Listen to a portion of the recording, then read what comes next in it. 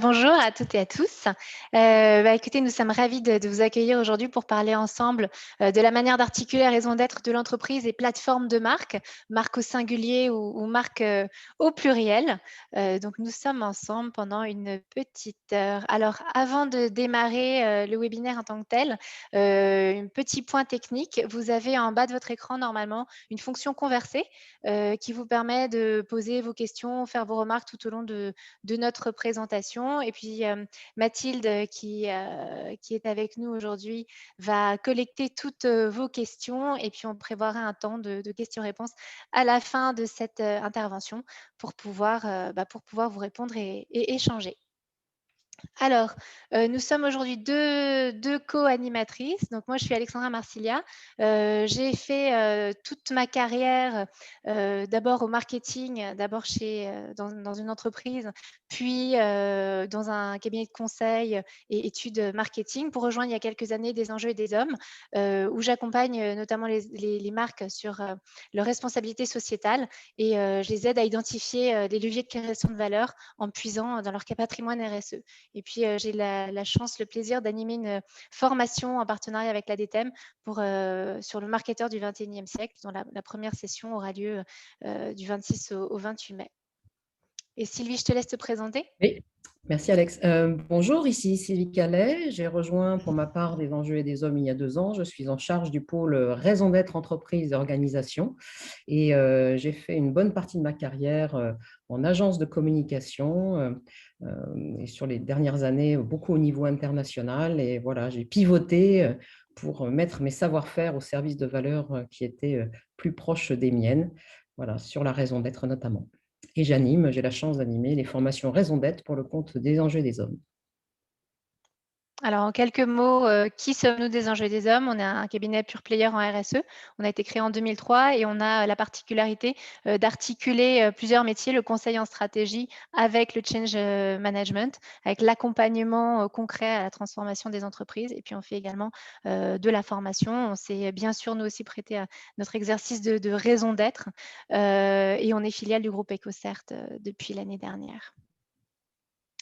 Alors, avant de passer au contenu de notre webinaire, on voulait aussi un peu mieux vous connaître et puis savoir dans quel cas de figure vous vous situez. Mathilde va vous présenter la question avec les différents items. Et ce qu'on voudrait savoir, du coup, c'est dans quelle situation vous vous trouvez par rapport à la raison d'être. Est-ce que votre entreprise n'a pas forcément de réflexion en cours, mais vous posez la question du sens de vos marques et de la façon de leur donner une dimension plus responsable et transformative? Est-ce que vous êtes en réflexion sur la raison d'être? Vous l'avez formulée? Est-ce que l'entreprise a formulé sa raison d'être et s'interroge sur la qualité de société à mission ou aucune de ces situations? Je vous laisse une petite quinzaine de secondes pour répondre à ce petit questionnaire qui nous permettra de mieux vous connaître.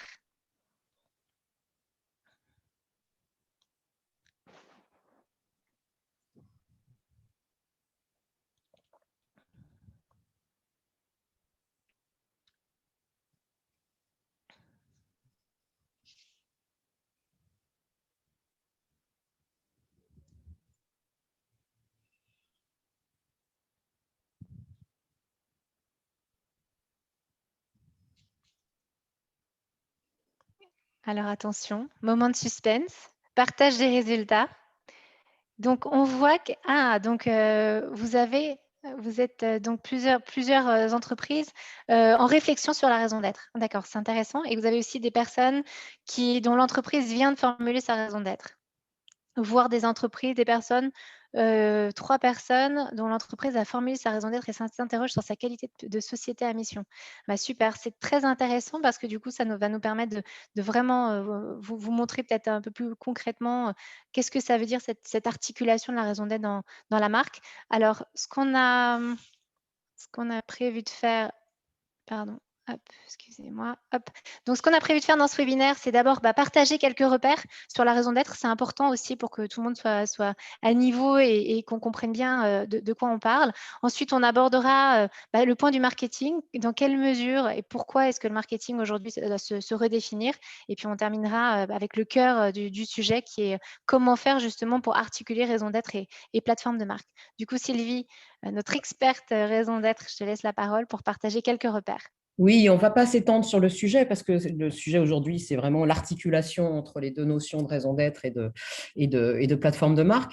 Mais c'est important de se rappeler quelques points clés, notamment la définition qu'on donne de la raison d'être, parce qu'il y a beaucoup de langage qui circule sur le sujet et les extraits de la loi Pacte ou du rapport Nota Sénar dont elle s'est inspirée sont parfois pas forcément évidents. Donc nous, chez des enjeux des hommes, on a éprouvé le besoin de voilà, cristalliser ce qu'on entend par raison d'être. Et donc, on entend par là la contribution que l'entreprise apporte aujourd'hui et demain aux enjeux, de quelque nature que ce soit, de ses domaines d'activité, et une raison d'être donc articulée en impliquant ses principales parties prenantes. On va voir que c'est là un point de différence essentiel entre raison d'être et plateforme de marque. Alors, je mentionnais tout à l'heure la loi Pacte. En fait, vous la connaissez, j'imagine, en gros dans ces grandes lignes.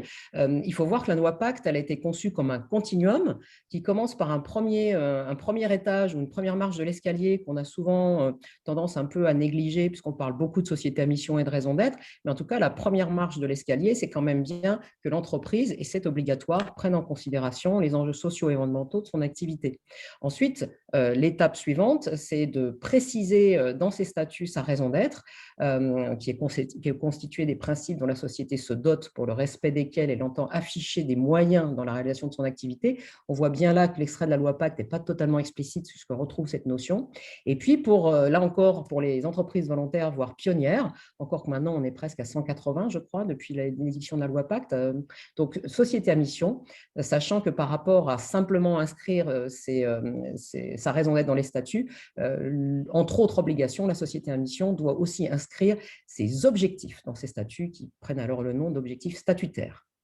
Donc ensuite, si on essaye de capter ce qu'il y a derrière ce continuum de la loi Pacte, on peut se dire que l'ambition, c'est en fait d'aider les entreprises ou de pousser les entreprises à s'imprimer une trajectoire de transformation. On est bien, voilà, cet escalier, c'est l'idée d'un projet qu'on mature et qu'on affine au fil du temps. Un projet qui allie profitabilité et poursuite d'une mission d'intérêt collectif. Un projet qui vise, notamment via les statuts, à engager les actionnaires sur la mission de l'entreprise et à pérenniser la capacité qu'elle aura d'y répondre dans la durée. Et puis, bien sûr, un projet qui engage non seulement l'entreprise, mais aussi ses parties prenantes. Si on poursuit, en fait, la raison d'être, elle revient à se poser la question du pourquoi l'entreprise existe, qu'est-ce qui manquerait à la société si l'entreprise n'existait pas. Vous êtes peut-être familier ou familière avec la théorie de Simon Sinek et du Start with Why et son Golden Cycle. Donc l'idée, effectivement, avec la raison d'être, c'est de se focaliser sur le why. Donc, comme je le disais, pourquoi l'entreprise existe. Mais l'idée pour la raison d'être et la différenciation avec la plateforme de marque, c'est que cette question du pourquoi, on se la pose avec l'ensemble des parties prenantes. Donc, c'est vraiment un pourquoi, je dirais, écosystémique, un pourquoi holistique de pourquoi l'entreprise existe. Et ça, c'est un point important sur lequel on reviendra après.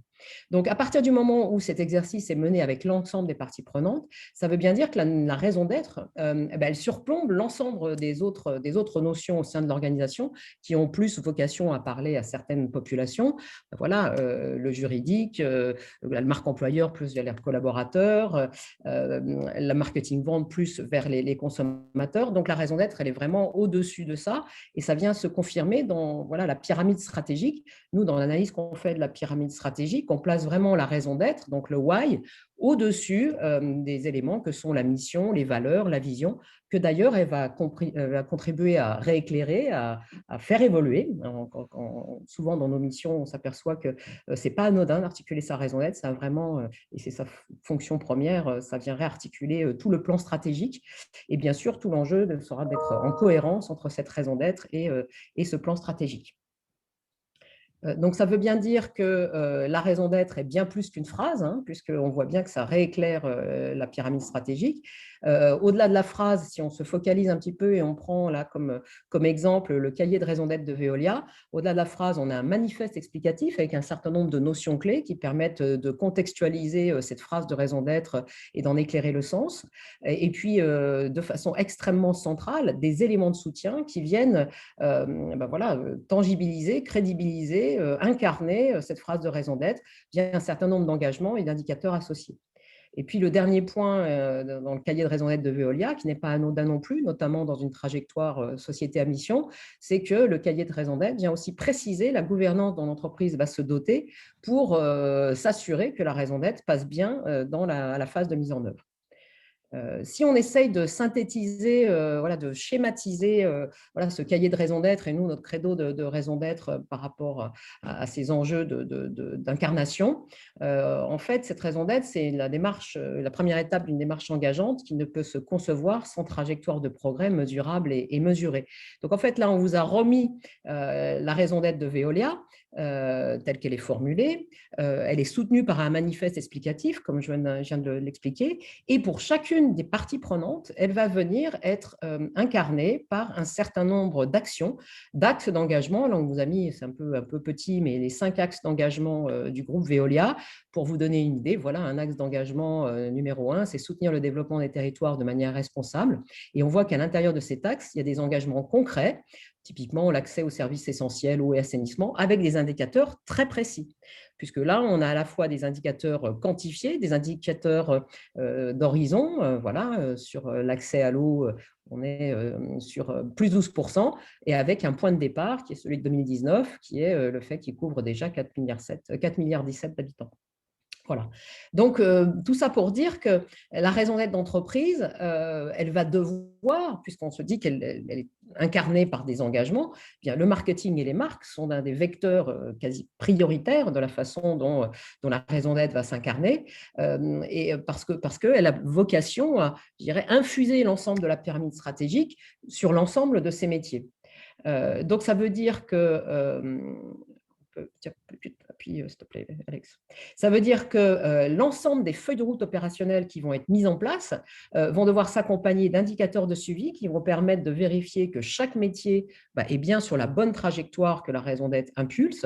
Et puis que si on se focalise un petit peu sur les plateformes de marque, ça veut dire que par leur posture et leur stratégie, chacune des marques qui représentent l'entreprise va devoir contribuer à ce déploiement et s'en nourrir. Ça va être un peu l'objet de cette présentation, de montrer comment il y a un va-et-vient entre raison d'être et plateforme de marque pour que ce soit cohérent. Et donc, c'est bien l'enjeu qui nous occupe aujourd'hui d'identifier et de préciser les enjeux de cohérence pour les plateformes de marque une fois qu'une entreprise a édicté sa raison d'être et notamment, derrière la plateforme, les objectifs business spécifiques de chacune. Alors, avant de passer à cette articulation entre raison d'être et plateforme de marque, il y a quand même un point important à rappeler, c'est cette nécessité d'une redéfinition globale du marketing.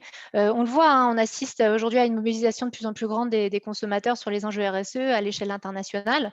Même, donc au-delà du prix, de la qualité, les enjeux RSE aujourd'hui se retrouvent au top des critères d'achat des consommateurs. Et les marques aujourd'hui sont clairement attendues comme des acteurs majeurs du changement. Donc, il y a une très forte pression qui pèse sur elles. Et ce dont on se rend compte, c'est qu'en fait, en parallèle, elles font aussi l'objet d'une défiance croissante.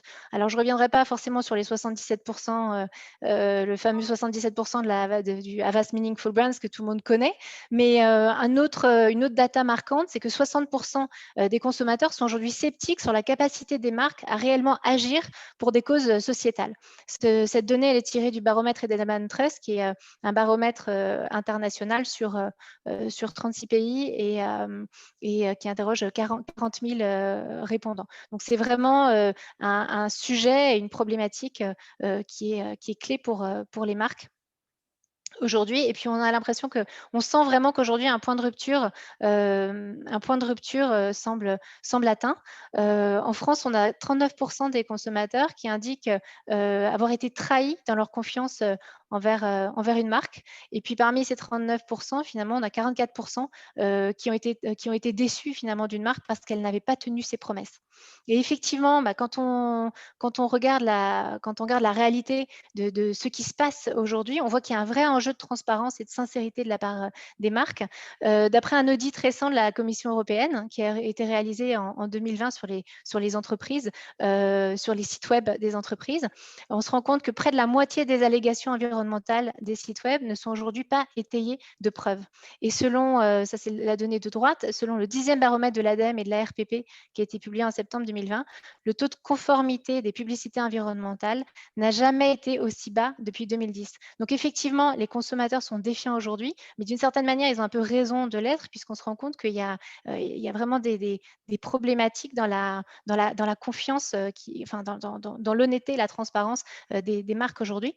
Il y a vraiment une urgence aujourd'hui à changer la donne pour restaurer la confiance envers les marques avec un triptyque gagnant qu'on trouve dans ces datas également du Edelman Trust Baromètre, qui sont déjà renouées avec l'honnêteté et la transparence, améliorer les pratiques de contrôle de la qualité de leurs produits et de leurs services, et puis aussi travailler sur leur utilité sociétale au-delà de la seule recherche du profit. Alors du coup, qu'est-ce que ça signifie qu'est-ce que ça implique pour le marketing?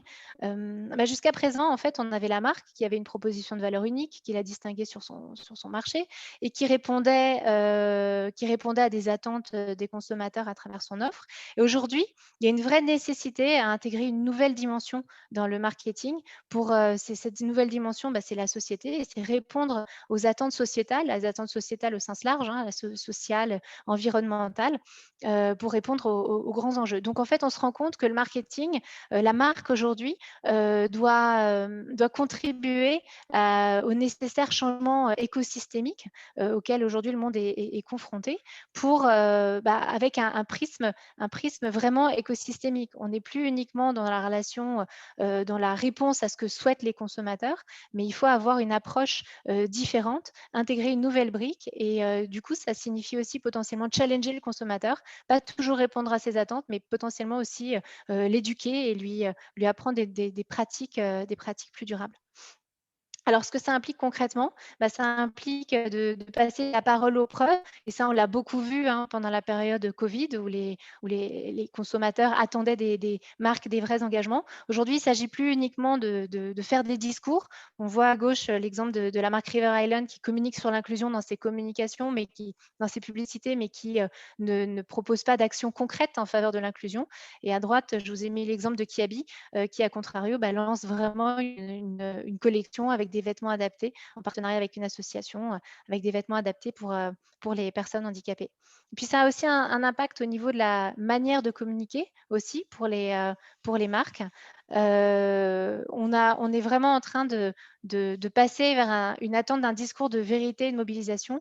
Si je vous prends le contre-exemple en fait de Colgate. Colgate, dans sa publicité sur les natural extracts, communique de façon assez disproportionnée sur la naturalité de ces ingrédients, où quand on squeeze le dentifrice, on a du citron pur, on a du charbon pur qui semble sortir du tube de dentifrice.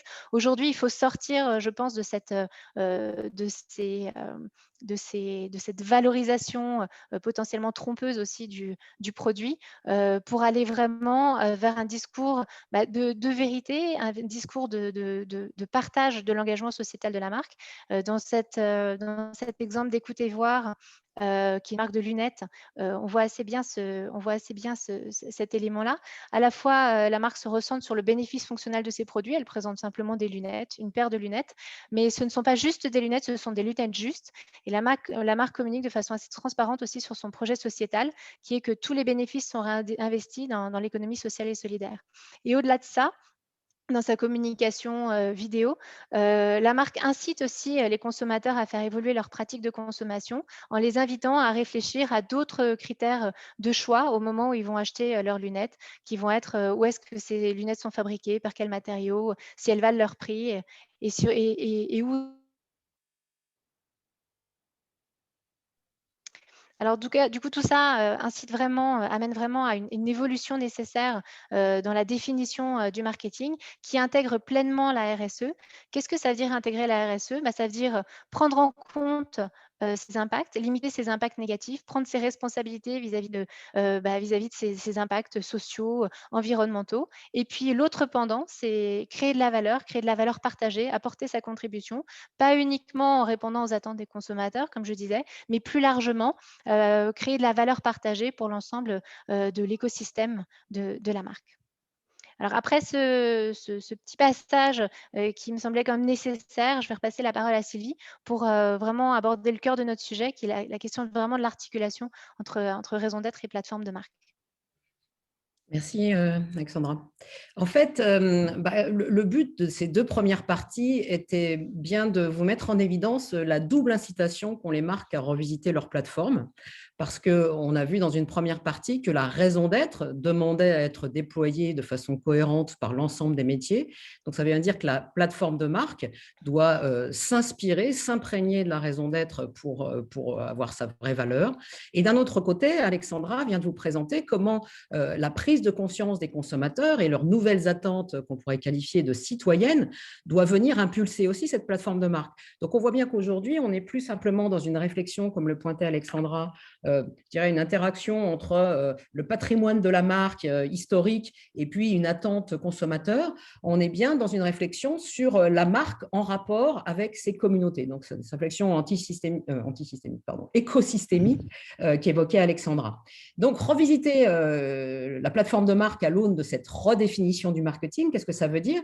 Ça veut dire que, au-delà de l'offre et de son évolution et de sa vraie utilité et qualité, parce qu'un des premiers vecteurs, je dirais, d'achat ou de consommation, c'est bien d'abord, est-ce que le produit m'est vraiment utile? Et c'est bien, quand on parle de déconsommation, potentiellement, c'est bien cette interrogation qu'il y a dans l'esprit de chaque consommateur. Est-ce que j'en ai vraiment besoin? Est-ce que le prix qui m'est proposé vaut vraiment le service que j'en ai. Et donc, c'est au-delà de l'utilité et la qualité du service rendu qui est extrêmement centrale pour les clients, c'est bien aussi plus largement se poser la question de l'empreinte sociale et écologique des cycles de production, consommation et communication de la marque. Donc, on n'est pas simplement dans je vous propose le produit qui vous va bien, mais aussi je prends conscience et je mesure mes externalités lorsqu'il s'agit du cycle global de production du produit et de distribution, etc. Et on est bien aussi dans une notion de partage de la valeur. Quand écoutez voir, bien interroger les consommateurs sur posez-vous la question de où vont les bénéfices, c'est bien la question du partage de la valeur qu'il pose. Donc, pour nous, ça signe l'évolution nécessaire d'une marque signe, justement, d'une marque qui n'existerait ou qui ne donnerait de la valeur au produit simplement parce que son emblème, voilà, on peut parler du crocodile sur un polo Lacoste ou de n'importe quel logo qui viendrait s'imprimer sur un produit, et juste par le logo et sa valeur signe, se dire voilà la valeur qui lui est accordée. Non, on est vraiment maintenant dans notre conception, c'est qu'on passe à la notion d'une marque contrat, c'est-à-dire une marque qui ne soit plus simplement dans une approche de positionnement entre guillemets marketing, pratiquement, on pourrait le dire, opportuniste, à une marque qui passe sur une notion d'engagement sincère dans un projet sociétal. Et c'est bien là ce qu'on met derrière la notion de marque-contrat, c'est-à-dire une marque qui porte un contrat du bien vivre ensemble, en quelque sorte. Donc, qu'est-ce que ça implique quand on se dit qu'on veut passer de la marque signe à la marque contrat, quand on se dit qu'on veut avoir une plateforme de marque qui mette le contrat sociétal au cœur, ça passe par un point de vue qui, donc, voilà, vous avez sûrement l'habitude dans vos plateformes de marque de manier cette notion de point de vue, c'est-à-dire le regard singulier que porte la marque sur les enjeux de son domaine d'activité. Et souvent, ce point de vue, voilà, il y a plusieurs écoles sur les points de vue, il s'ancre dans un insight sociétal et ou une croyance propre à la marque. Donc vraiment, c'est de la conjonction de ces deux éléments que naît le point de vue. Une marque, c'est aussi une mission, mais nous, la façon dont on redéfinit la mission de la marque, c'est de dire, voilà, cette mission, ça va être la formulation du projet sociétal, ce qu'entreprend la marque pour être fidèle au point de vue qu'elle a édicté et la cause qu'elle défend. Bon, les valeurs, bon, vous êtes familier avec la notion de valeur, nous on la redéfinit en disant que ce sont les valeurs sur lesquelles la marque s'appuie et qu'elle incarne ou souhaite incarner auprès de ses communautés, notamment pour les marques qui veulent évoluer en termes de perception. L'ambition de la marque, voilà, c'est le périmètre qu'elle redéfinit, son périmètre de marché. Et de façon très importante, voilà, on a accouplé, si je peux me permettre, les notions de promesse et d'engagement Comme le disait Alexandra, aujourd'hui, on est dans l'enjeu d'un discours de preuve, d'un enjeu de transparence, d'un enjeu de vérité. Donc, pour nous, la promesse est indissociable des engagements concrets sur lesquels la marque s'engage à délivrer. Et puis, enfin, on a mis en bas de la pyramide, entre guillemets, puisqu'on va du plus aspirationnel au plus concret, ce qu'on appelle la traduction, les expressions, c'est-à-dire la traduction concrète de la marque en termes de produits, de services, d'actes de communication, et ceci, bien sûr, dans le respect de ses engagements. C'est normalement vraiment le filtre auquel l'ensemble des façons qu'a la marque d'exister devrait être passé, sachant que l'enjeu, bien sûr, c'est de créer ou de préserver des codes d'exécution particuliers. Donc, il y a beaucoup de vocabulaire qui circule. Chaque entreprise, chaque cabinet ou chaque agence a sa définition un peu singulière des rubriques de la plateforme de marque. On parle beaucoup de brand purpose. On va dire, pour synthétiser, que pour nous, le brand purpose, c'est un peu l'articulation entre le point de vue et la mission de la marque. Donc, c'est à ce niveau-là qu'on place le brand purpose. Et quand on parle de responsabilité sociétale des marques, en fait, pour nous, ça vient vraiment parler à la partie, entre guillemets, plus fondatrice de la pyramide, que sont les promesses et engagements et la façon dont elles vont s'exprimer. Donc, si on revient à cet enjeu voilà, de congruence entre raison d'être et brand purpose, on voit bien que l'articulation, ça va être la capacité à faire dialoguer et à faire rentrer en cohérence ces deux pyramides. À la fois on ne peut pas imaginer qu'il y ait un brand purpose qui vienne, je dirais, contredire la raison d'être, et réciproquement, ça n'aurait pas de sens. Et de la même façon, la RSM, la responsabilité sociétale des marques, elle va bien devoir s'articuler en cohérence avec la stratégie RSE Corporate qu'on a mis là dans la pyramide de droite au niveau des priorités stratégiques. Alors, on a souvent des questions, notamment dans les missions qu'on accompagne avec les entreprises dont le nom de marque est le même que le nom de l'entreprise, c'est-à-dire la marque corporate, parce qu'en fait, il y a beaucoup de zones de superposition dans ce cas particulier. Certes, d'un côté, on a l'entreprise et les parties prenantes, hein, c'est bien là ce dans quoi la raison d'être est enracinée, et de l'autre côté, on a la marque et ses communautés, mais en même temps, quand vous vous appelez Maison du Monde ou Darty, on verra après Michelin ou Maïf, en fait, c'est le même nom qui va parler. Il n'y a pas de différence entre le nom qui émet le projet de l'entreprise en tant que tel et le nom qui parle au nom de la marque. Donc, pour nous, pour clarifier les choses, notre credo, c'est que dans ce cadre-là, le triangle de droite et pas tant une plateforme de marque, une plateforme de communication en fait. Parce qu'il y a déjà dans la plateforme stratégique de l'entreprise beaucoup de choses qui parlent au nom de la marque. Et il nous semble qu'à ce niveau-là, quand on parle de brand purpose, en fait, il n'y a pas lieu de créer une nouvelle notion. Le brand purpose, de facto, c'est la raison d'être de l'entreprise. Et le plan d'engagement RSM, ça va donc être la façon dont la marque corporate ou enseigne s'exprime.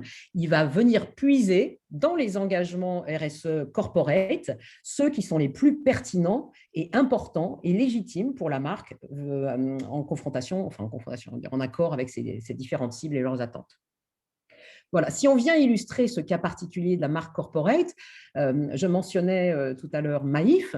Ce qui est intéressant, c'est que quand on regarde la raison d'être de la Maïf, hein, prouver chaque jour que seule l'intention sincère portée à l'autre et au monde permet de garantir un réel mieux commun, on voit que la façon dont ça s'est incarné dans leur plateforme de marque, qui est plutôt une plateforme de communication, c'est la plateforme hashtag chaque acte compte. Et on va voir juste après comment c'est articulé. Non, on revient juste, je voulais faire un petit point sur le logo du coup, Alex. Et ce qui est intéressant, et ce n'est pas pour rien qu'on vous a mis l'évolution de logo que cette réflexion sur la raison d'être avait impulsé. Et en fait, c'était le premier acte du pivotement de la plateforme de marque Maïf vis-à-vis de ses publics, c'est le changement de logo. Vous voyez qu'on est passé d'un logo assez statique, un peu statique sur fond vert, à un triangle un peu chahuté qui est dans le dynamique, hein, puisqu'il n'est plus totalement horizontal, ce triangle, et a été réinclus la petite signature assureur militant, qui bien sûr historiquement est attachée à la Maïf, mais là vient ce logo penché avec assureur imitant, on voit bien que la marque se met en mouvement et se met en mouvement pour venir accumuler les preuves, d'où la plateforme Chaque acte compte. Et donc, quand on rentre sur ce qu'a fait la Maïf, je dirais de façon plus récente autour de cette plateforme, indépendamment de l'évolution, et d'ailleurs c'est super intéressant le travail qu'a fait DDB, parce que j'ai eu la chance de travailler en fait vraiment en écosystème avec des DB sur l'articulation, la raison d'être, la révélation de la raison d'être de la Maïf, c'est qu'ils ont réussi à garder leur code d'exécution spécifique, ce qui est important. Hein. L'idée n'est pas en intégrant la raison d'être de se couper des racines de la marque, mais en gardant leur code d'exécution des petits films dessinés au fil, ils ont multiplié des preuves tangibles d'engagement qui est totalement voilà, naturel et qui vient alimenter la raison d'être. Donc, avec des actions contre le gaspillage pardon, des actions pour la protection des données. Plus récemment, ils sont aussi, enfin voilà, ils ont développé tout un tas de preuves. Ce qui est intéressant aussi, c'est qu'indépendamment des actions de communication, entre guillemets, il y a quand même eu Pascal Desmurger au moment de la première crise sanitaire, enfin, le premier confinement, en tout cas, qui a pris une décision extrêmement courageuse, qui était de rembourser à ces sociétaires les primes automobiles qui étaient de facto peu utilisées puisque la plupart des véhicules étaient restés au garage. C'est quand même le seul assureur qui ait pris cette décision-là, à la fois en cohérence avec leur statut de ESS, hein, puisque c'est une mutuelle, la Maïf, mais aussi fortement en cohérence avec cette idée de l'attention sincère et sans arrière-pensée. Je dirais d'autant plus que en fait, ils accompagnaient cette proposition de remboursement de l'alternative qui était de verser le remboursement plutôt à des associations, que ce soit environnementales ou sociales. Donc, on voit bien qu'il y a un vrai engagement de fond. Et le film institutionnel qui est sorti l'été dernier pour officialiser le fait que la Maïf devenait société à mission, de façon très intéressante, c'était presque un film interne qui était là pour officialiser un état de fait et pas un grand film de promesses tel que d'autres acteurs ont pu le faire, sachant que ces promesses sont moyennement suivies des faits pour certains. Voilà. Donc ça, c'était pour le cas de la marque corporate. J'aurais pu parler du cas Michelin, mais on est un peu compté par le temps. Vous voulez garder un petit peu d'espace pour les questions et le dialogue.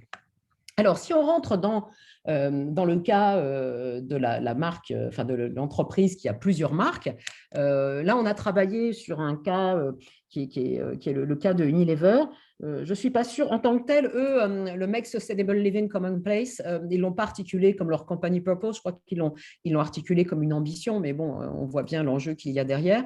Et ce qui est intéressant, c'est de voir qu'ils ont édicté leur marque comme force for good, c'est-à-dire que les marques, telles qu'ils les ont redéfinies, même si Unilever avait depuis longtemps entamé, et c'était même des pionniers en termes de réflexion sur le brand purpose et les plateformes de marque, vraiment, Unilever utilise ces marques pour remplir ce credo de force for good et de make sustainable living commonplace. Donc, on va rentrer dans quelques exemples pour identifier voilà, qu'est-ce que ça a pu imprimer comme dynamique à leur marque qui était déjà en mouvement vers leur brand purpose. Donc, le cas de Homo, vous êtes peut-être familier avec ce cas. Donc, leur credo, c'était « Help kids learn and develop by being out and getting dirty ». Et c'était leur Dirt is Good platform. Ce qui est intéressant, c'est qu'aujourd'hui, ils sont passés de Dirt is Good à Dirt for Good. Donc, on voit bien le changement, hein, les Change for Good brands. Donc là, Dirt for Good. Et si on s'intéresse à concrètement, hein, puisqu'on se dit que les paroles n'ont de valeur que par les actes, si on s'appesantit sur concrètement, ce qu'ils ont fait? En fait, il y a un double volet. Il y a un volet innovation produit avec tout un engagement sur des produits plus clean, entre guillemets. Là, je vous ai mis, vous trouverez peut-être le lien, je vous ai mis un extrait d'une de leurs campagnes qui est dit Tougher and Stains, Kinder to the World, où ils mettent en avant, je dirais, le fait que leurs flacons sont produits à partir de plastique recyclé et sont recyclables, et puis le travail qu'ils ont fait sur des formules moins agressives pour l'environnement et plus naturelles. Et en contrepoint de ça, ce qui est très intéressant, c'est comment ils rebondissent sur le dirt is good et puis sur leur historique de finalement les enfants, ils n'ont pas vocation à rester à l'intérieur, ils ont vocation à faire des apprentissages et potentiellement ça implique de se salir. Et le film en dessous donc, vient parler à leur enjeu, ils se sont donné un enjeu de toucher 10 millions d'enfants pour les aider à nettoyer les plages et à planter des arbres. Et donc, ce film qui est très intéressant, on voit bien comment il capitalise sur le dirt is good en disant, mais finalement, quand on va planter des arbres, quand on va nettoyer les plages, c'est salissant, mais c'est for good. Donc, on voit bien comment ça a un peu pivoté, ça n'est pas venu révolutionner, la marque Homo ne s'est pas coupée de ses racines, mais elle est venue s'enrichir de ce regard sociétal. Si on prend un autre exemple au sein du portefeuille Unilever, vous connaissez sans doute toutes et tous la marque Axe avec leur plateforme de communication historique du Spray More, Get More, dont on sait les enjeux de cohérence qu'elle a pu poser, notamment vis-à-vis de la plateforme de marque Dove, parce qu'on ne peut pas être dans un cas sur Real Beauty et élargir la définition de ce qu'est l'archétype féminin et aller jouer avec une marque du même portefeuille. Donc, il y avait déjà une évolution au niveau de la plateforme de com Axe de Spray More, Get More vers Find Your Own Magic. In fact, là, ça y est, je sur l'anglais. Find Your Own Magic, avec l'idée que, voilà, on avait chacun, en tant qu'homme, à l'intérieur, enfin, ils ont chacun à l'intérieur d'eux des éléments de magie naturelle, hein, voilà, qui revient à s'exprimer tel que l'on est. Donc ça, c'était le passage qui a été opéré en 2015 suite à leur campagne historique. Et puis, de façon intéressante, maintenant, ils sont vraiment remontés au niveau du purpose. On était avant, d'une certaine façon, dans des logiques de promesses. On est vraiment dans une logique de purpose, c'est-à-dire en quoi la marque contribue à la société. Et voilà le credo qui nous partage. Donc, liberate guys from the pressure to conform and help broaden the definition of masculinity. Ça, c'était il y a 1 an et demi. Et c'est intéressant parce qu'on voit bien comment là, du coup, Axe s'inscrit à sa façon en cohérence avec Dove. On est bien sur l'idée d'exploser les clichés et avec un programme très intéressant qui nous parle de Is it okay for guys au-delà des éléments d'innovation de leur pipeline. Si on regarde après l'exemple du groupe Rocher, je passe la parole à Alexandra. Effectivement, si on prend l'exemple du groupe Rocher, alors on voulait parler d'un autre exemple pour montrer peut-être un peu plus concrètement encore la manière dont les engagements de l'entreprise et articulés autour de la raison d'être vont s'incarner dans la marque. Alors le groupe Rocher a fait un travail de révélation de sa raison d'être et est devenu d'ailleurs société à mission. Sa raison d'être, c'est Reconnect People to Nature, donc reconnecter les gens à la nature, qui s'est traduit dans le brand purpose d'Yves Rocher à travers la signature Act Beautiful. Finalement, cette plateforme de marque Yves Rocher, autour de cette signature de Act Beautiful, cette promesse de Act Beautiful, c'est un engagement autour de la beauté sans compromis. Alors, qu'est-ce que ça veut dire la beauté sans compromis? En fait, pour les femmes, ça va être des engagements autour de produits d'origine végétale, de qualité, efficaces, qui vont être respectueux, mais aussi des produits qui vont être abordables, accessibles. Pour les autres aussi, des engagements et enfin pour la planète avec des produits respectueux au niveau des emballages, des approvisionnements responsables. Donc, si on reprend les engagements du groupe Rocher, les engagements qui sont des engagements statutaires que le groupe Rocher a intégrés en fait dans ses statuts en tant que société à mission. Ils sont au nombre de 5. Il y a un engagement autour de la promotion du lien entre la santé et la nature, l'action en faveur de la biodiversité et de la nature, le développement de l'innovation frugale et de l'économie circulaire, le fait de faire de la Gacilly en fait un lieu exemplaire en tant qu'écosystème vertueux, et puis le fait d'offrir des expériences de bien-être grâce à la nature. Et ce qu'on voit, c'est que très concrètement, ce qu'a fait la marque, et c'est ça en fait l'enjeu de chaînage également de la raison d'être à la plateforme de marque, c'est comment est-ce que ces engagements vont se traduire, vont infuser concrètement au sein de la marque. La marque n'a pas repris forcément tous les éléments, tous les piliers, mais les piliers qui résonnaient et qui apportaient de la valeur, qui permettaient d'apporter une vraie valeur ajoutée. Alors sur le pilier de l'action, par exemple, en faveur de la biodiversité et de la nature, il y a tout un travail autour des formules respectueuses avec des produits d'origine végétale et naturelle, le fait de vraiment limiter, la liste d'ingrédients, au plus simple. Des travaux aussi sur la biodégradabilité. Sur le pilier de développement de l'économie d'innovation frugale et l'économie circulaire, il y a un vrai travail, très important qui est fait autour de la démarche, d'éco-conception, sur les emballages, mais également avec de l'éco-innovation et des actions de sensibilisation à destination des consommateurs finaux. Un exemple qui est très intéressant sur de l'éco-innovation accompagné de sensibilisation des consommateurs, c'est le shampoing compact, le le shampoing compact proposé par Yves Rocher, qui est à la fois sans silicone, sans parabènes, sans conservateur, avec du plastique en moins et qui propose des ingrédients d'origine naturelle. C'est un produit qui est concentré.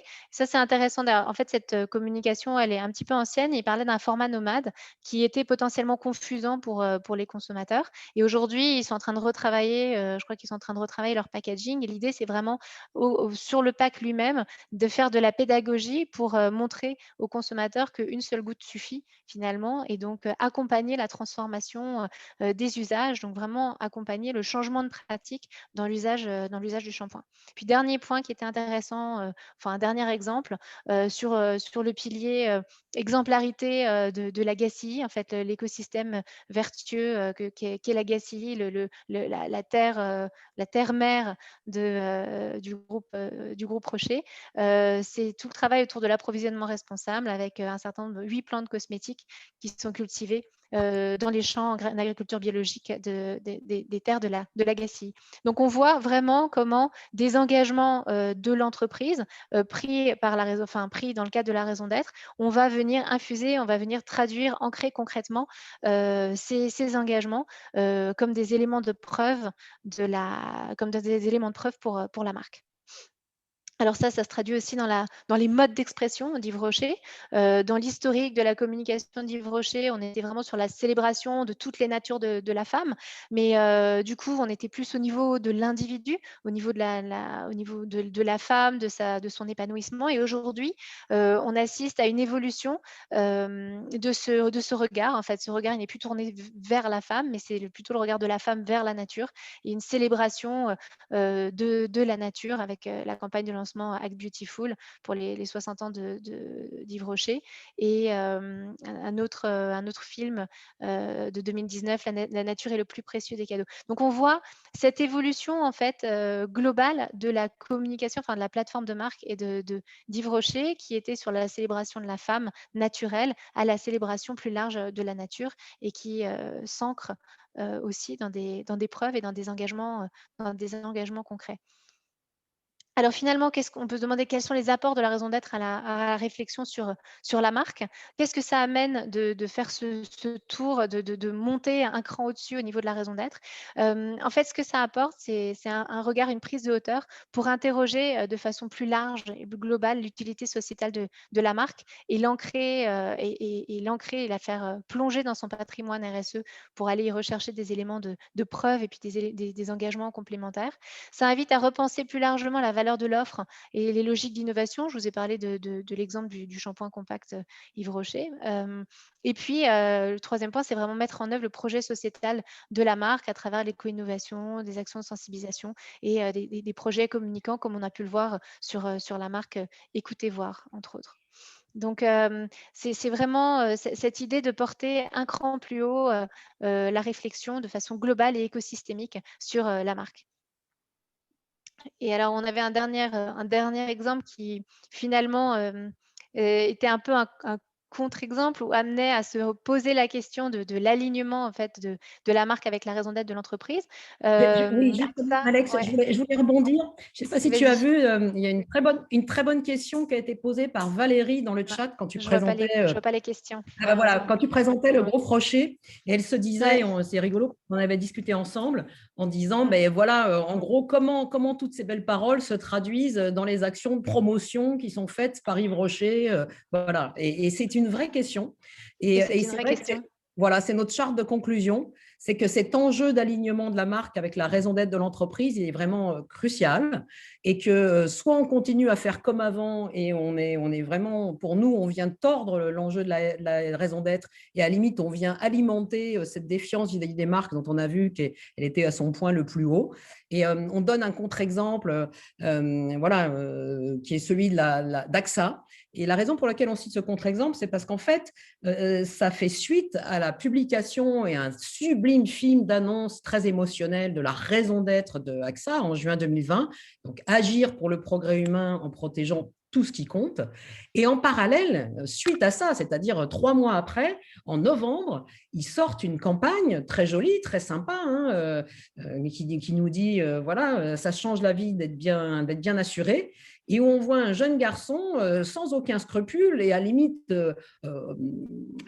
face au sourire de ses, enfin ça déclenche même qu'un sourire chez ses parents, en tondant la pelouse, dézinguer cette immense verrière parce que les cailloux viennent impacter les vitres. Et finalement, tout ça n'est pas bien grave parce que grâce à AXA, ça change la vie d'être bien assuré. Sous-entendu, bah, en fait, c'est même plus la peine de faire attention puisque AXA est là. Et ça vient complètement se catapulter avec leur raison d'être. On a un autre exemple aussi, peu après que Orange ait publié à grand renfort, puisqu'ils ont travaillé, je dirais, en co-construction, et ils l'ont fait savoir dès le début à leur raison d'être sur donner les clés d'un monde plus durable. Ils envoyaient, et moi j'ai pu le vivre, ils envoyaient à leurs abonnés un mail pour fêter la fin de l'année 2020, ou 2019 plutôt, en disant, ben voilà, bon, c'est vrai que votre matériel n'est pas si vieux, mais pour fêter la nouvelle année, on vous fait une promo pour renouveler votre matériel informatique. Et on s'est dit, mais c'est ça les clés d'un monde plus durable. Donc l'enjeu de la vérité et de la sincérité, il est vraiment au cœur. Et en tout cas, c'est ce qu'on défend comme point de vue sur la nécessaire articulation entre plateforme de marque et raison d'être. Voilà, il est 47. On voulait terminer en vous posant aussi la question, pour vous, en quoi la raison d'être venait elle aussi impacter la finalité de la plateforme de marque. On voulait bien votre retour dessus. Mais peut-être Mathilde, si tu veux reporter peut-être des questions qui ont pu Oui, mais n'hésitez pas, du coup, si vous avez des questions, là, il nous reste 10 minutes pour les partager. Il y en a eu une en début de webinaire de la part d'Elisabeth qui se questionnait sur notre façon de présenter en fait la pyramide de la raison d'être et le fait qu'on positionne la vision assez basse, en tout cas après la mission, par exemple.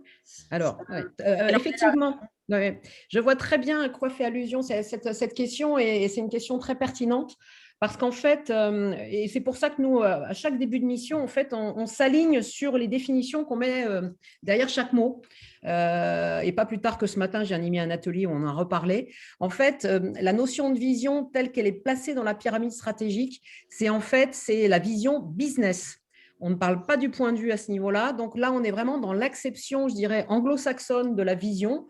Moi qui ai travaillé aux États-Unis, j'ai pu voir, alors que j'étais vraiment orientée vision, façon point de vue, entre guillemets, que, à mon grand étonnement, les boîtes américaines, quand elles définissent leur vision, elles disent atteindre X% de part de marché en telle année, ou devenir leader sur tel ou tel marché. Je me disais, mais ça n'a rien à voir avec ma conception. Donc nous, on sépare bien ce qu'on appelle vision, qui est effectivement le where, c'est-à-dire la direction dans laquelle l'entreprise va, ce qu'elle souhaite accomplir. Et effectivement, là, on est plutôt chiffré du point de vue, c'est-à-dire le regard que la marque porte sur le monde, c'est-à-dire je crois que, nous sommes convaincus que. Et là, on est vraiment sur deux enjeux très différents. Donc, vision business d'un côté, c'est du quanti, ça parle du business, à la limite, ça s'adresse aux actionnaires, versus le point de vue. Le point de vue, c'est un credo que porte la marque, c'est un regard qu'elle porte sur le monde, ancré soit dans son ADN, dans la façon, voilà, à quoi correspondait son impulsion fondatrice, soit dans une analyse qu'elle porte sur les enjeux sociétaux, mais on n'y met pas les mêmes choses. Donc, c'est pour ça que dans notre pyramide, on le met en dessous, vous avez remarqué, alors que dans la brand plateforme, on le met au-dessus, tout en haut, et on l'appelle point de vue. Voilà, nous, c'est comme ça qu'on sépare bien les deux. Je ne sais pas si j'ai répondu à votre question. Oui. Valérie, d'ailleurs, ajoute que du coup, cette vision-là est assez proche de l'ambition. Exactement, Valérie, nous on l'utilise, voilà, vous avez dû voir d'ailleurs, je crois qu'on dit même, voilà, la façon, c'est l'ambition business en fait, voilà. Et quand on utilise le mot ambition dans le cadre de la plateforme de marque là, c'est une façon qu'on a, en fait, on est habitué, j'imagine que ceux qui opèrent dans ce monde de plateforme de marque l'ont vécu. Chaque client, chaque annonceur, voire chaque cabinet a sa façon d'aller fignoler la définition et de positionner, etc. Je ne vous ai pas parlé d'emotional benefit, de rational benefit, de reason why, etc. Bon, nous, l'idée, c'était plutôt de fournir un cadre. Et là, la façon dont on le définit, c'est le périmètre du marché de la marque, en fait. C'est grosso modo, c'est son territoire d'action. Voilà. OK.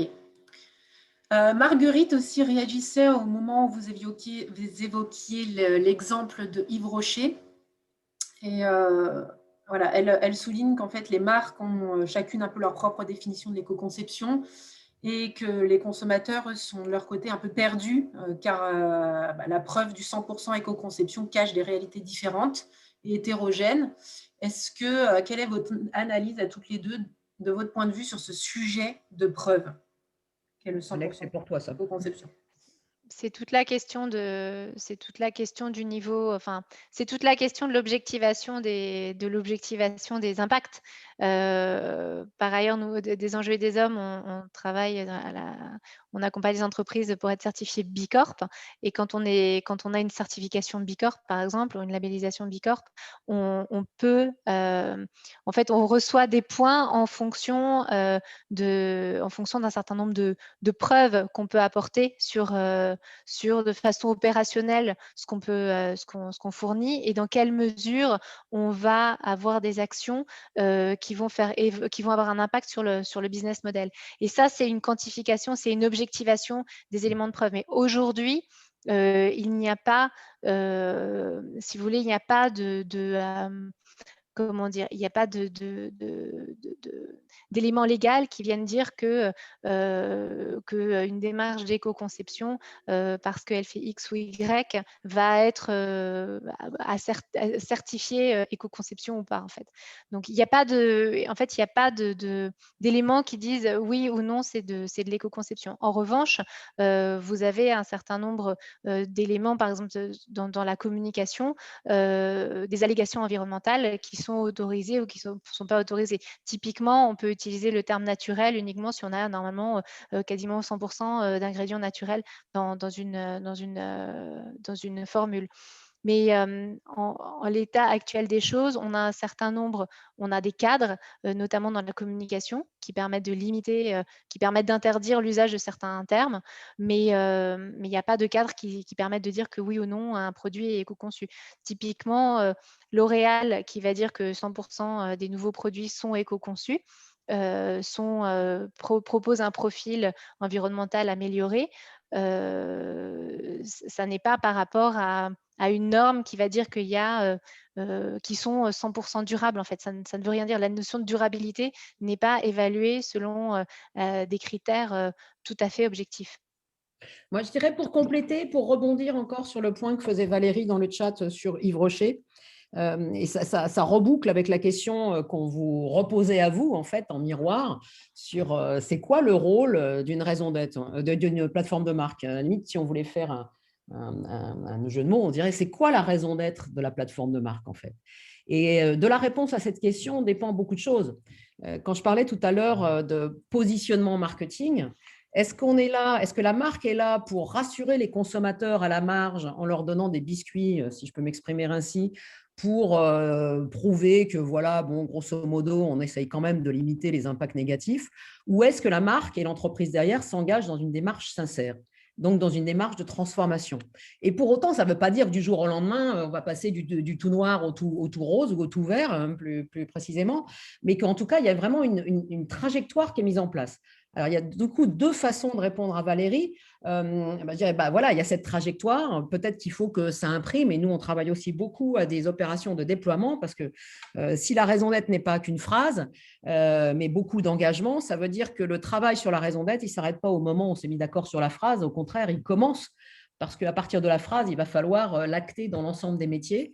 Donc, ça veut peut-être dire que le Gros Rocher est en trajectoire et en phase de réguler un petit peu ses pratiques, ce que j'espère, et non pas qu'il soit dans une approche cynique. Voilà, on va donner aux consommateurs de quoi les rassurer pour continuer à faire du gros business comme avant.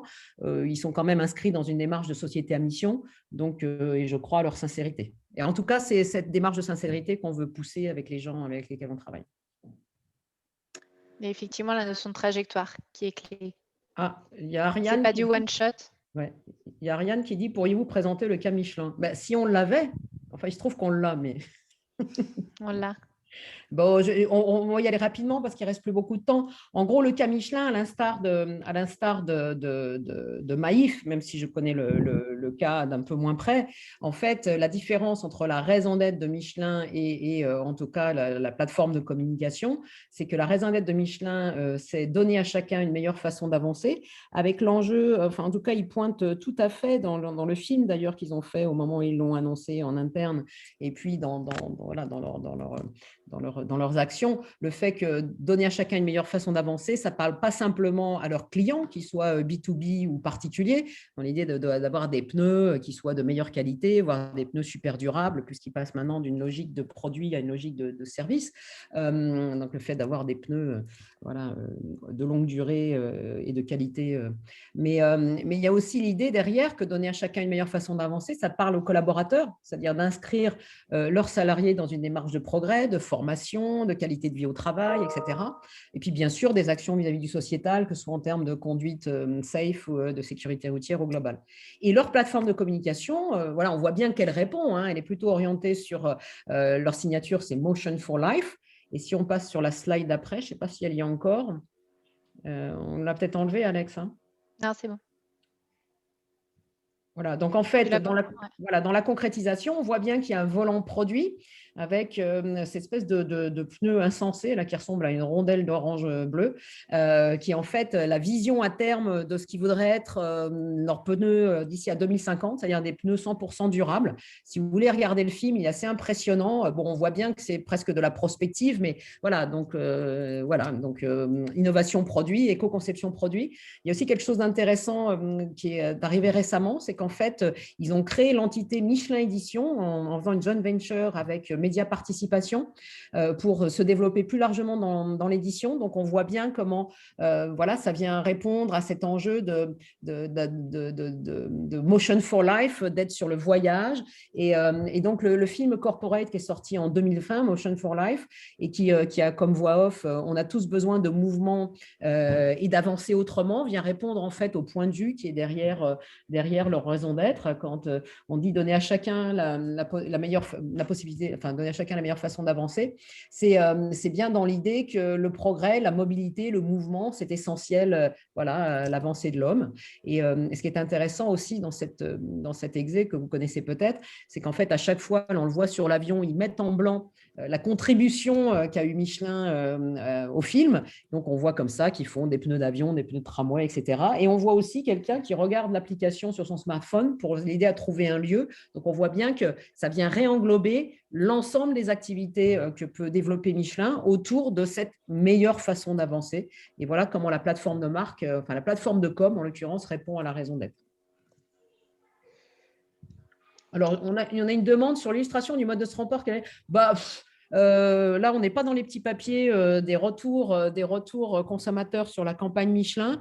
Je dirais qu'en tout cas, ils ont revendiqué le fait que c'était assez courageux de sortir cette plateforme, enfin cette campagne quasiment en plein confinement. Hein, je crois qu'elle est sortie en déconfinement.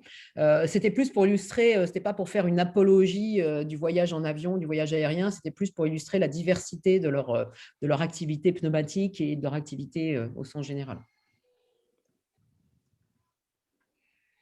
Je crois qu'on arrive au bout du temps qui nous était dédié. Bah, écoutez, je vous remercie beaucoup encore pour vos... D'ailleurs un mail avec le replay et tout, juste pour ouais. préciser. Oui, tout à fait.